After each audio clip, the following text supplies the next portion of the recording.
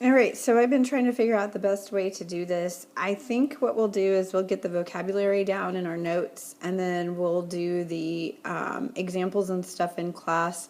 This is kind of complicated to do on a video, and so the vocabulary will be pretty easy, but then we'll do the examples in class. So today we're going to use how to display data using a box and whiskers plot. I think this might be review, but I'm not sure if you got to it last year. So we're going to go ahead and kind of review it, and then we'll see how much you remember. So the first vocabulary word is box and whiskers plot. All right, so a box and whiskers plot displays data with a number line that represents the range of data. A box and whiskers plot divides the data into 4 parts using median, upper quartile, and lower quartile. So already you should start thinking this sounds like something that we did yesterday, and it is. So we're going to take what we've learned, just dividing our data into our median, our lower and upper quartile, and now we're going to actually graph that data. So we're taking the values and putting them on a graph. So when you think of the word extreme, one extreme or another, it means like extreme. So when you have the lower extreme is your least data value.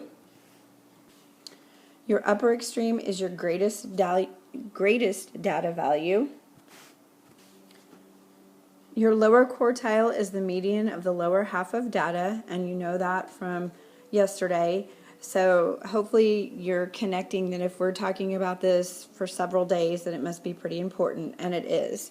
So lower quartile is the median of the lower half of your data. And then your upper quartile is the median of the upper half of your data. And again, we've talked about that, and we've talked about the median. And we've talked about the interquartile range, and we've talked about how to find the interquartile range. The interquartile range is the difference, and that's a math word, tells us to subtract. So if you didn't think that when you wrote down the word difference, add subtract to help jog your memory. So the interquartile range is the difference between the upper quartile and the lower quartile. And so what that would look like in math vocabulary is upper quartile minus lower quartile equals your interquartile range. All right, so the algorithm is, the first step is you're going to find the median, the lower quartile, the upper quartile, the lower extreme, and the upper extreme. And we've already practiced finding the median, lower quartile, and upper quartile, so you should already be familiar on how to do that. And then the lower extreme and the upper extreme is just looking at which is your smallest data and which is your biggest data point. Then step 2 is you're going to plot the 5 values from step 1 on a number line. Then you're going to draw a box that connects your lower quartile and your upper quartile. Then step number 4, draw a vertical line through the median. Then your last step is you're going to draw whiskers, which is just going to be a line from the box to each extreme. So on the left hand of your box, from that lower quartile out to your lower extreme, you're going to have a whisker. And then from the right side of your box out to the upper extreme, you're going to have another line, which is your other whisker. So that's where it gets the name box and whiskers plot. All right, go ahead and drop down to this part in your notes. Skip that example 1. We'll do that in class tomorrow. But this says interpreting a box and whiskers plot, and I think we can do this, and then it will help tomorrow make a little bit more sense. But it says a box and whiskers plot helps you see how varied or spread out your data is.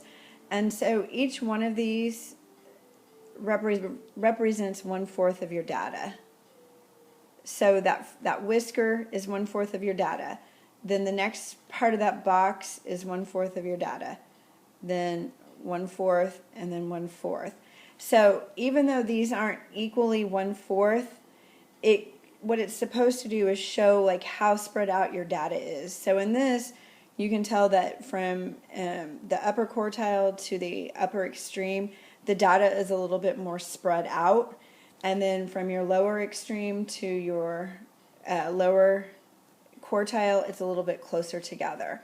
So then the box part represents 1/2 of your data, because 1/4 and 1/4 is 1/2. All right, so just kind of this is the part that I always had a hard time understanding with box and whiskers, because it represents exactly 1/4 of your data, but it may not look equally 1/4, and that's just because then your data is, it's how your data is either clustered or spread out. So just a couple of points to kind of keep in mind. The box represents 1/2 of your data.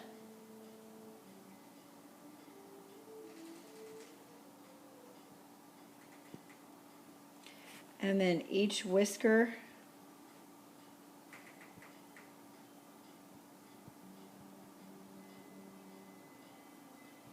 represents 1/4 of your data.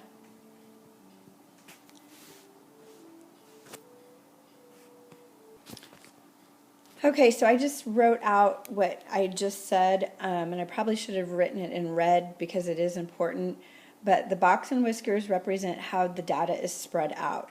Each part represents 1/4 of the data, but it may not look like it's equally divided into 1/4. And the other thing that I forgot to mention up here, that's just this line right there, that's your median. All right, so this will be your lower extreme. Then this is your lower quartile. This is your median.